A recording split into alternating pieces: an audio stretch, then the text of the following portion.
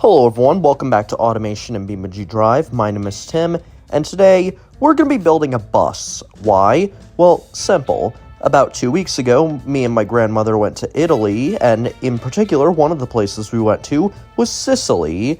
And I gotta say, Sicily was one of the coolest places I've ever been to, but it was also one of the most horrifying places I've ever been to, because we were in this big old bus on these tiny Italian roads, and it was horrifying. But hey, this bus ride took us to the very top of a mountain, in which I tried my first ever authentic Italian pizza, and I gotta say, it was delicious. And the bus ride was even more horrifying, because there was tons of fog everywhere. Anyway, I'm going to be building that bus made out of steel, a bunch of heavy-duty materials, its rear engine, just like the bus we were riding in. It's going to contain the DNAS V12, and is going to be rear-wheel drive, because why not? All DNAS vehicles I make are rear-wheel drive. But this vehicle, I'm planning on making this a luxury bus. One that actually serves you food and all that, and is designed for long journeys and the rich, which I am not one of them. For our transmission, we're doing a 6-speed manual, and we're putting a manual locker in that, which is actually somewhat similar to the buses I did ride in while in Italy. We're going to give it a little bit more narrow, so we don't have to space the tires out as much. We're going to give it carbon ceramic 6 pistons in the front, vented disc 4 pistons in the rear, both of the maximum size, because this thing is going to be gigantic and incredibly heavy, and of course we're making it maximum quality. Aerodynamics is probably gonna be negligible on this thing. After all, just look at what this thing looks like on the front end. It is clearly not an aerodynamic vehicle, but we're gonna give it off-road skid tray, best cooling airflow, best brake airflow, best quality, and for interior, we're gonna give it as many seats as possible, and we're gonna make it handmade with luxury. You know why? Because this thing is a luxury bus. In fact, I have an idea on continuing the Sonat series of vehicles, which is basically my ultra-luxury vehicle series. We're going to give it very good power steering, very good traction control. Actually, no, we're going to give it okay traction control, because if it's too good, then, well, it affects the driving, and I don't want it to affect the driving. I want it to be good at driving, but I also want it to have safety as well. And just look at this thing. This thing is going to be absolutely ridiculous by the end of this. And we're going to give this thing air suspension, because why not? Just like semi-trucks and lorries. Twin tube dampers, passive sway bars, and we're going to deal with all this suspension garbage right here. We're going to make it ride decently high up on the ground, approximately 20 inches of ground clearance. Now, we need this thing to be slightly lower. I'm not going to be taking this thing off-roading, but if this thing goes into the gravel, I want it to at least be completely fine. We're going to make the suspension, okay, just 5+ quality, not 15+, because I don't want this thing to be truly perfect. After all, no one's perfect, but having a slightly lower quality suspension means that, you know, it's more realistic to a lot of vehicles. After all, we want to make sure the people riding this vehicle remain humble. And now, we have our vehicle complete right here. I got rid of the time-lapse because I just wanted to show you guys the complete product, because I'm very proud of it. We got ourselves some salmon Caesar salad, chicken tikka masala, some fruit, some water, and then back here you have some more vile things. Like this, a swine fighter pizza, which has 4 pounds of pepperoni and has sauce made entirely out of grease and lard. We got more chicken tikka masala, and then more swine fighter pizza. We got our freezer back here in which we store all of our food for the long journeys. And now, we have our bathroom right here where I'm currently in the sink. We have the toilet right there, a little flush handle on the wall, and we even got lights in the ceiling. In fact, we got lots of lights in here. Some of them are speakers, some of them are air conditioners, some of them are air purifiers. We got bins on the side of the bus in order to store all your luggage and stuff like that. 6 lug nut wheels on here, and it's called the Pantheon. Why? Well, simple. The last Sonat vehicle was called the Emperor, and I decided, why not give it a more royal, luxurious name? So A group of gods was my idea for the name. Now, I'm gonna get rid of the body so I can show you more of the inside, and as you can see, there are some albums right there. I'll tell you about them in a few seconds, and they're pretty interesting. Now, if you know me, 7 of them are pretty self-explanatory, but the bottom one down there, this one from Tomorrow's Outlook, I chose it solely because the album cover is awesome. It's right next to Time 2, right up below Space Ninjas from Hell, a little diagonal from the Forest Seasons. You know, it's an album that I think really fits with that awesome aesthetic, awesome music idea. And, well, I just really like this vehicle. It contains nearly 250 fixtures, is 12,500 pounds, and is really cool. Anyway, let's go to BeamNG Drive! 3, 2, 1, let's go! Okay, that was a pretty good start. We're accelerating pretty fast for something that weighs this much, and I think I remember the 0 to 60 on this thing was like 8 seconds, and wow, oh, that was a really fast corner we just took.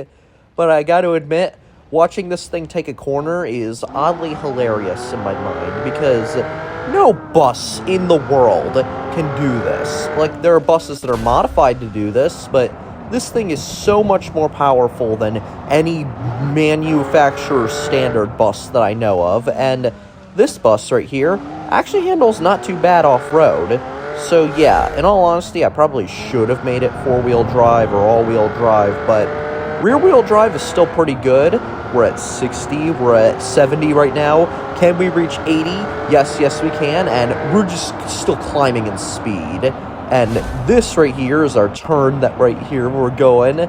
I've never done this particular layout of the Hirochi circuit because this is the medium-length track and in reverse. If you didn't notice, we actually went the opposite direction of how most races on this track start. Most races would go, well, the opposite direction, but this right here, it's reverse because I feel like, you know what, I'm gonna spice it up some. Here's what the driver camera looks like. It's actually super quiet on the inside of this vehicle, which is kind of strange considering this thing has a 9-liter V12 in it, and all of our passengers seem to be very happy, probably because we don't have any, and there's no passengers to scare with my horrific driving around the racetrack. And anyway, let's listen to some of the ambient sounds this bus has to make. With that over, I think that we should get back to the race, and let's take this corner as fast as we can. So far, we're at 60 miles per hour right now. We're almost 70, and oh no, no, no, no, no, no, no, no, no, no, no, no, no, oh, of course that happened. Right before the finish line. Are you kidding me? Are you actually kidding me? Right before the finish line, the rear axle is basically broken on this thing, and I don't even know if we can. Okay, we can. We can make it, but wow, this thing is in critical condition. Oh my. And you know what? 2 minutes and 42 seconds isn't that bad for a bus like this, but let's just say it did not make it out unscathed. Now we're at the drag strip right here. We got our epic music, and we're comparing it against the original Darsonaut, the one that started the engine, the whole Darsonaut engine series, which I have one of every single variant that Automation will let me, because it was such a good engine. Anyway, let's go! And, yeah, I think it's safe to say we are going to lose. Even as fast as this bus is compared to a normal bus, keep in mind, we are about 7,000 pounds heavier than our opponent. So, yeah, there's basically no chance of us winning, and, okay, I think we got like a 17-second quarter mile, which is abysmal. No joke, my real-world car could have done better. And, oh, 17.764 seconds. That is abysmal, but I gotta say, I do like the slow-motion sliding that my boss is doing.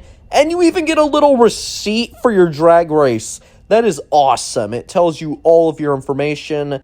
That's awesome, but let's go to Italy right now.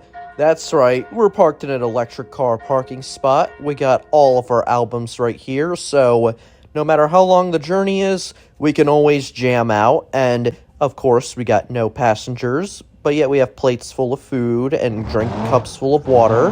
And now, let's go and... Oh my, this thing is so unwieldy. I should have made this thing four-wheel drive, because it would have given traction to all the wheels. The front wheels feel way too heavy for their own good. Getting this thing into park is actually a challenge. It is just such an insane vehicle, and I'm just trying to figure out where I'm supposed to go. I'm just doing a, 19-point turn right now, which is not what anyone should ever strive to do, because this is not how you properly drive a bus. Anyway, I believe that we're supposed to go straight because, well, my goal is to go up the mountain and go up some of the streets in a town up nearby, because it has some pretty skinny streets, and, okay, hopefully this is the street we're supposed to be going down. Okay, we drove on the sidewalk, that's nice. I'm definitely not getting my CDL license if this game is anything to go off of. We're going on the sidewalk once again. Nice. Okay, let's take this turn down this skinny country road. And so far, this thing is utterly ridiculous. It is as wide, if not marginally wider, than a regular lane in the road. Oh my. This thing takes more than 2 lanes to turn. That should give you an idea of just how utterly unwieldy this thing is. This thing is gargantuan, and despite having 600 horsepower and upwards of 700 pound-feet of torque, I oddly enough think this thing didn't have enough torque. It definitely has enough horsepower, considering American school buses and all that, because those engines usually have 300 pound-feet of torque. They usually have 300 horsepower and a ridiculous amount of torque. This thing just doesn't have as much torque as a regular bus. That's probably the biggest downside. And here we finally make it up to the town. It's actually a quite wonderful little town. Kind of reminds me of that one town in Sicily that we went to, and that was not good. They're going to think I am a terrible driver if I crash into the walls, which is not a good thing, and I am definitely not getting my CDL license, because seriously, just look at this thing. This thing is almost as wide as the road in some parts, and oh my, this thing I bet you is at least a story tall, and oh my, this is probably what it's like